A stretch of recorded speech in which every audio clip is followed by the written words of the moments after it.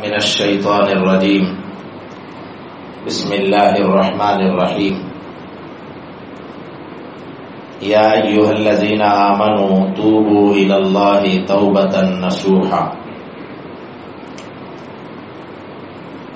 وقال اللہ تبارک وتعالی فی مقام آخر فقلت استغفروا ربکم انہ کان غفارا يرسل السماء عليكم مدرارا ويمددكم بأموال وبنين ويجعل لكم جنات ويجعل لكم أنهارا صدق الله العظيم.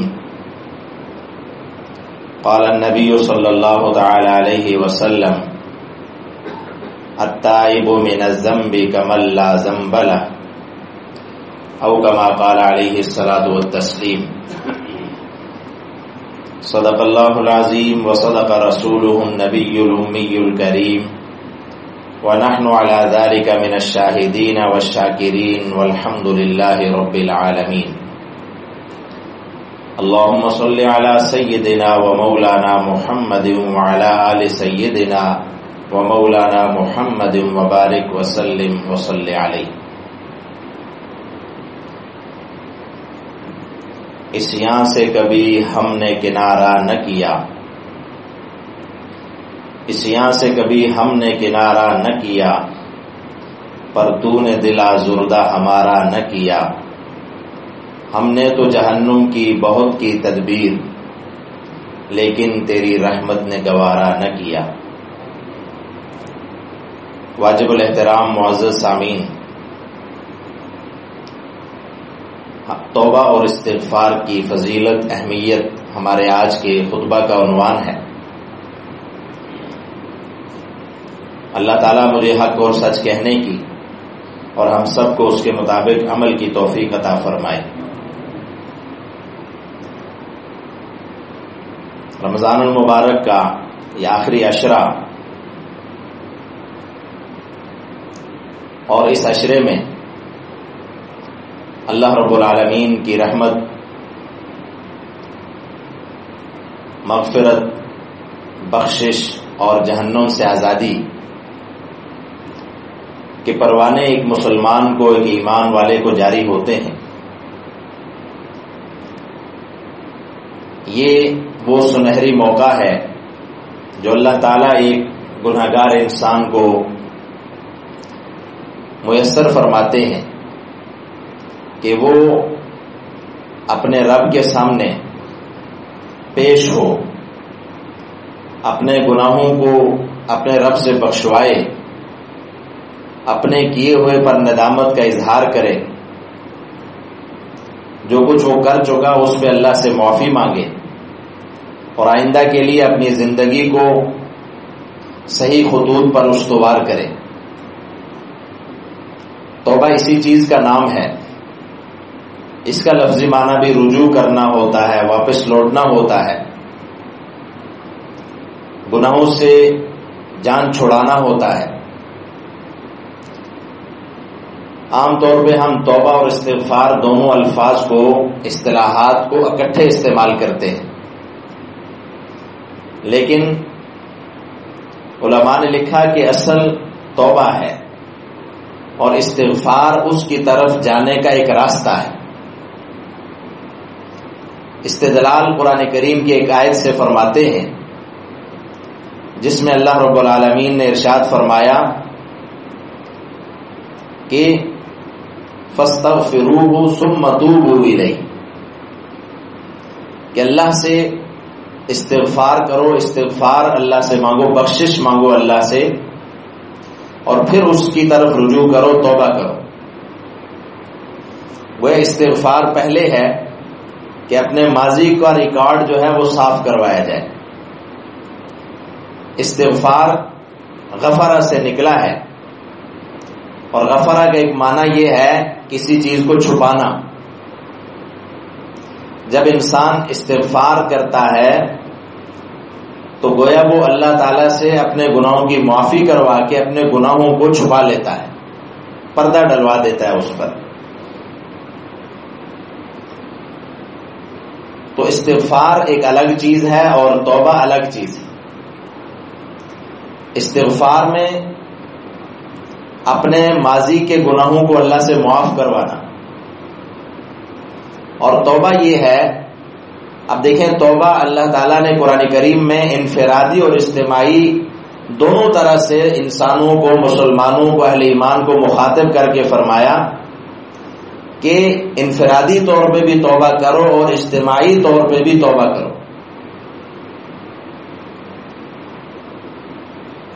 ہر انسان انفرادی توبہ کرے اپنے طور پہ،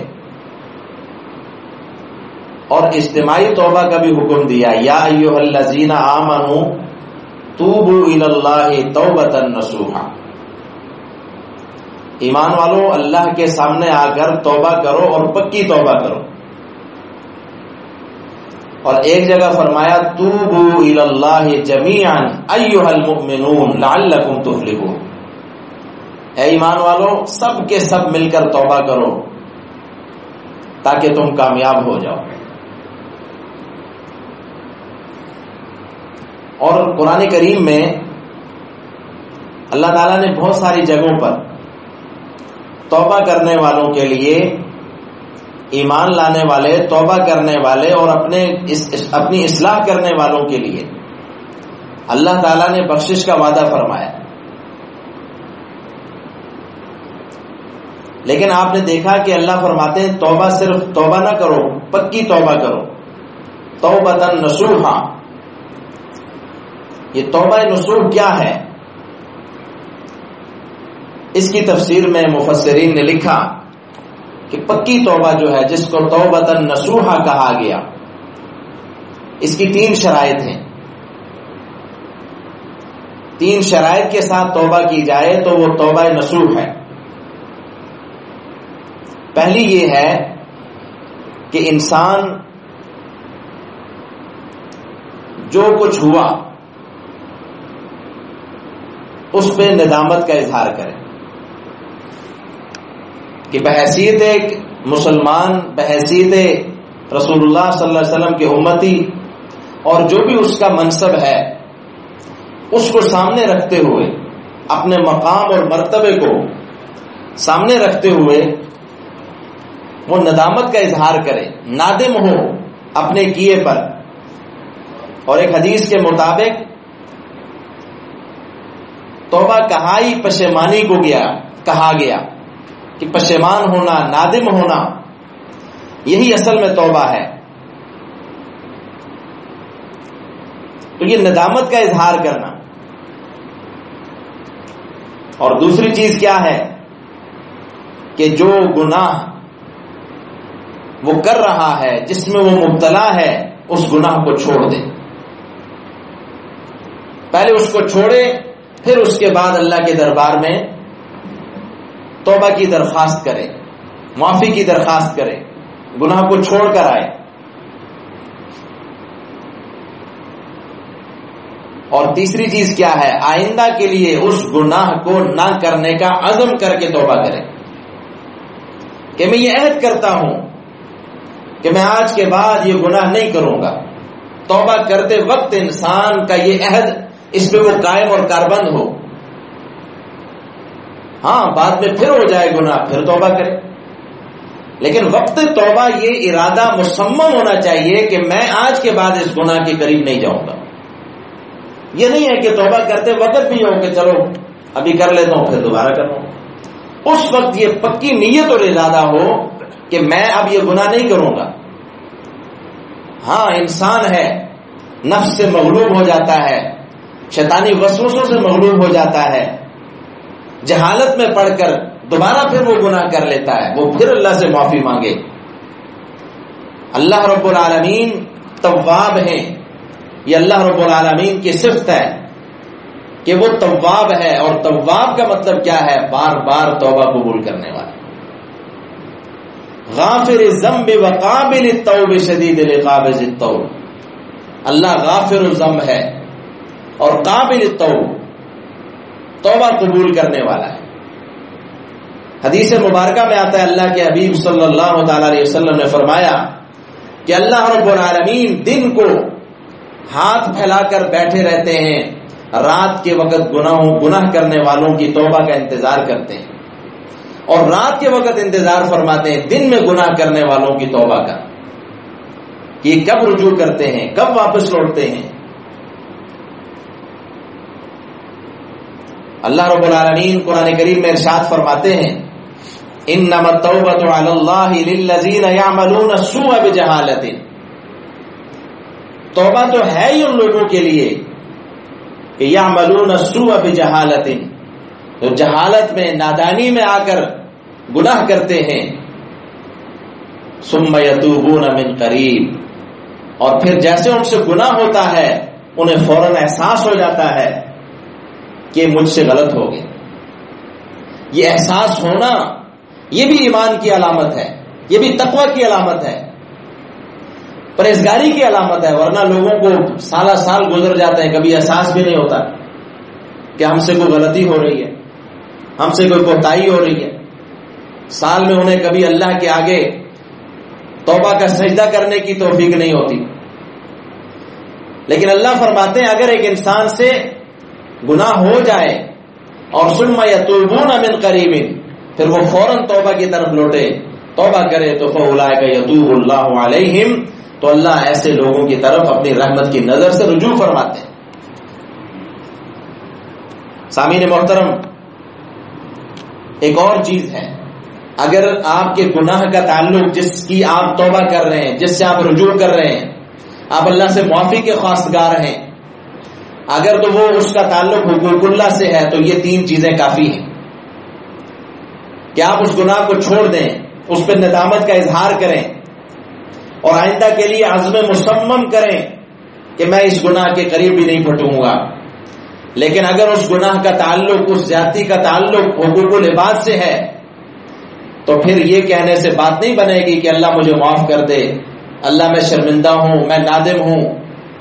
پھر آپ کو اس گناہ کا، اس حقوق العباد کے متعلق جو آپ نے جس بندے کا حق مارا ہے، جس کے ساتھ زیادتی کی ہے، جس کے ساتھ ناانصافی کی ہے، اگر وہ موجود ہے، آپ کے علم میں ہے، تو آپ اس سے بھی یہ ریکویسٹ کریں گے کہ مجھے معاف کر دیں۔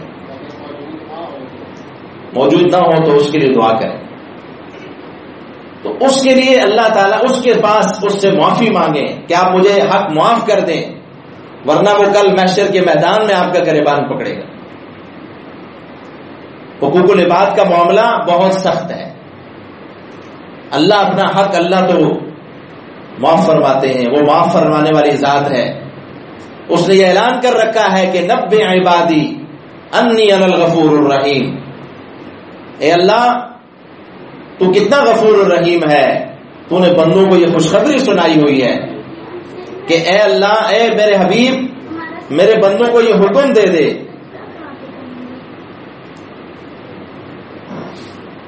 میرے بندوں کو یہ خبر دے دے کہ انی انا الغفور الرحیم، کہ بے شک میں غفور الرحیم۔ سامعین محترم، میرے لیے، آپ کے لیے یہ آیت کتنی بڑی خوشخبری ہے ہمارے لیے، کتنا بڑا سہارا ہے گناہ گاروں کا یہ آیت، کہ اللہ انہیں فرما رہے ہیں کہ میں بڑا غفور الرحیم، آؤ میرے دربار پہ۔ یا عبادی الذین اسرفوا علی انفسہم لا تقنطوا من رحمت اللہ، اے میرے وہ بندے جو گناہ کر کر کے اپنے اوپر ظلم کر چکے ہیں، ظلم کر رہے ہیں، لا تقنطوا من رحمت اللہ، اللہ کی رحمت سے کبھی نا امید نہ ہو۔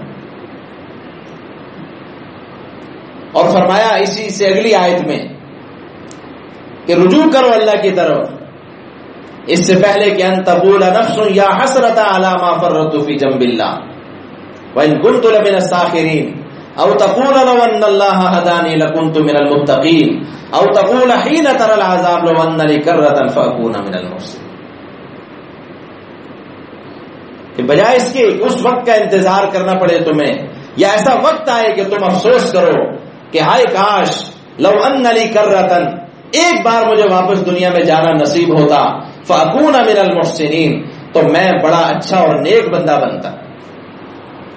اس لیے توبہ کا دروازہ ہر وقت انسان کے لیے کھلا ہے، لیکن اللہ کے حبیب صلی اللہ علیہ وسلم نے فرمایا ما لم یغرغر، ہاں جب نزع کا عالم آ جائے، جان نکلنے کے قریب آ جائے اور اب وہ کہے یا اللہ مجھے معاف کر دے، تو بس پھر دروازہ بند ہے۔ اس سے پہلے کہ یہ مہلت ختم ہو، اس سے پہلے کہ ہم سے یہ موقع چھن جائے، صحت کے لمحات میں، فراغت کے لمحات میں، جب اللہ عبادت کی توفیق دے رہا ہو، ان لمحات میں اللہ سے اپنے گناہ بخشوا لیں۔ سامعین محترم، نبی کریم صلی اللہ تعالی علیہ وسلم استغفار کی اتنی کثرت فرماتے کہ ایک دن میں 100 مرتبہ۔ تعلیم ہے میرے لیے اور آپ کے لیے، ورنہ انہیں تو استغفار کی ضرورت نہیں تھی۔ میرے لیے اور آپ کے لیے تعلیم ہے کہ اگر اللہ کے پیغمبر اتنا استغفار کثرت سے کرتے ہیں تو میرے اور آپ جیسے گناہگاروں کے لیے کتنا زیادہ استغفار کی کثرت کی ضرورت ہے۔ اور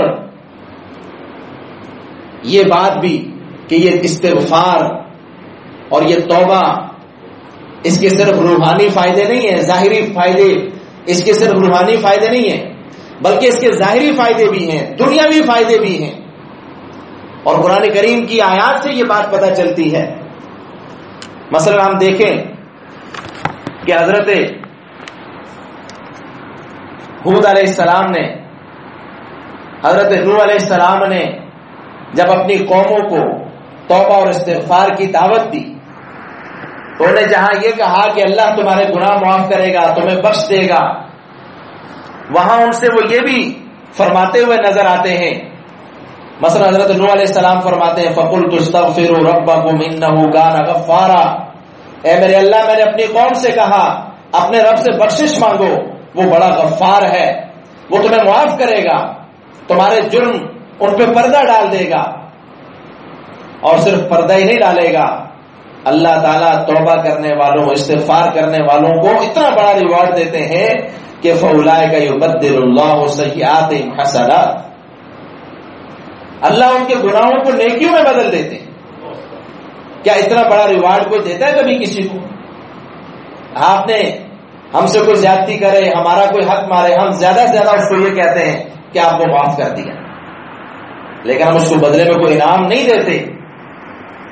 لیکن اللہ کتنا کریم ہے کہ وہ فرماتا ہے کہ فَأُولَٰئِكَ يُبَدِّلُ اللَّهُ سَيِّئَاتِهِمْ حَسَنَاتٍ، کہ اللہ ایسے لوگوں کے گناہوں کو نیکیوں میں بدل دیتے۔ تو حضرت نوح علیہ السلام نے اپنی قوم سے کہا استغفار کرو، اللہ بڑا غفار ہے، لیکن ساتھ فرمایا وہ تمہیں اس کے دنیاوی فائدے بھی دے گا کہ یرسل السماء علیکم مدرارا، تم پر آسمان سے اپنی رحمت کی بارشیں برسائے گا، وَيُمْدِدْكُمْ بِأَمْوَالٍ وَبَنِينَ، اور تمہیں مالی فائدے بھی، مالی طور پہ بھی تمہاری مدد کرے گا، اور وَبَنِينَ، اور تمہاری اولاد نرینہ بھی تمہارا اس میں اضافہ کرے گا، وَيَجْعَلْ لَكُمْ جَنَّاتٍ وَيَجْعَلْ لَكُمْ أَنْهَارًا، اس زمین کو تمہارے لیے باغات میں تبدیل کر دے گا، نہروں میں تبدیل کر دے گا۔ مَا لَكُمْ لَا تَرْجُونَ لِلَّهِ وَقَارًا، تمہیں کیا ہو گیا تم اپنے رب کو احترام نہیں دیتے؟ سامعین محترم، ایک حدیث مبارکہ میں آتا ہے جب شیطان راندہ درگاہ ہوا تو اس نے کہا رب کے سامنے کھڑے ہو کے کہ وَعِزَّتِكَ يَا رَبِّ، اے میرے رب مجھے تیری عزت کی قسم، لا ابرح اغوی عبادک ما دامت ارواحهم فی اجسادہم، رب مجھے تیری عزت کی قسم، میں جب تک تیرے بندوں کے جسموں میں روحیں موجود ہیں میں انہیں گمراہ کرتا رہوں گا، بھٹکاتا رہوں گا۔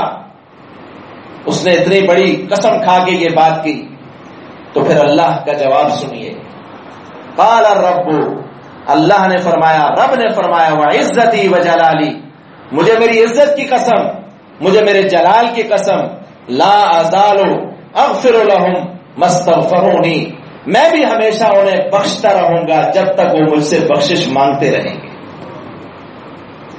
اگر تو گمراہ کرنے کی قسمیں کھا رہا ہے تو میں اپنے بندوں کا رب انہیں بار بار معاف کرنے کی قسمیں کھاتا ہوں.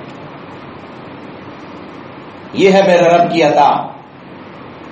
اور حدیث مبارکہ میں آیا، اللہ کے حبیب صلی اللہ علیہ وسلم نے فرمایا کہ ایک بندہ جب وضو کرتا ہے اور وضو کرنے کے بعد جب اپنی جگہ سے اٹھتا ہے، کلمہ شہادت پڑھے اور اس کے بعد وہ ایک دعا پڑھے، اللہم اجعلنی من التوابین واجعلنی من المتطہرین.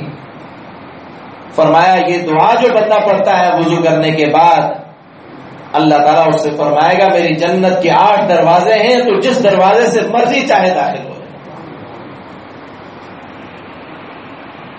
اتنا بڑا انعام ہے. اب آپ دیکھیں، دن میں اگر ہم زیادہ نہیں تو 5 مرتبہ نہیں تو 3 مرتبہ وضو کریں گے اپنی نمازوں کے لیے. اب 3 مرتبہ ایک بندہ دن میں یا 5 مرتبہ تو یقیناً ہے یہ سعادت حاصل کرے، بار بار اللہ سے یہ دعا کرے کہ اللہ مجھے توبہ کرنے والا بنا دے، مجھے پاک باز بنا، میری ظاہر اور باطن کو پاک کر دے، تو یقیناً اللہ کے دربار سے اسے معافی کا پروانہ ضرور جاری ہوگا. سامعین محترم، گزارش یہی ہے سب سے پہلے اپنے آپ سے پھر ہم سب سے کہ یہ جو لمحات آج مجھے اور آپ کو نصیب ہیں، شاید زندگی میں ہمیں دوبارہ یہ میسر نہ آئے. زندگی کا کوئی پتہ نہیں ہوتا، وقت ایسے گزر جاتا ہے. بہت سارے لوگ گزشتہ رمضان میں ہمارے ساتھ موجود تھے، رمضان سے 1 دن پہلے بھی موجود تھے، شاید کل بھی موجود ہوں، آج نہیں ہے. تو اس سے پہلے کہ دستک ہو جائے موت کی، اپنے گناہ اللہ تعالیٰ سے معاف کروا لیں، توبہ کر لیں. تاک رات ہے، آج کی بھی تاک رات ہے، 2 راتیں ابھی اور ہیں، غنیمت جانیں ان کو. اور جتنا وقت میسر آئے اپنے رب کے سامنے سربسجود ہو جائیں. شاید انسان کو بعد میں بھی نماز پڑھ کے توبہ کرنے کی توفیق ملتی رہتی ہے الحمدللہ علی ایمان کو، لیکن رمضان کا موقع، تاک رات کا موقع، یہ پورے سال میں صرف انہی دنوں میں آتا ہے. تو اللہ تعالیٰ سے دعا ہے کہ اللہ تعالیٰ مجھے اور آپ کو، ہم سب کو انفرادی طور پر بھی اور اجتماعی طور پر بھی، پوری امت مسلمہ کو جو اپنی ذمہ داریوں سے غافل ہے، جو اپنے مسلمانوں کے درد سے غافل ہے، جو وہ امت کی عروج اور ترقی کے لیے دعاؤں سے غافل ہے، وہ اس سے بھی توبہ کرے. اور جو بھی ہم کوتاہیاں کر رہے ہیں، جن جن بھی جرائم میں ہم ملوث ہیں، مبتلا ہیں، سب سے پہلے آج کی رات میں، ان بابرکت راتوں میں یہ عہد کریں کہ اللہ ہم ان کو چھوڑنے کا اعلان کرتے ہیں، اور اس کے بعد دوبارہ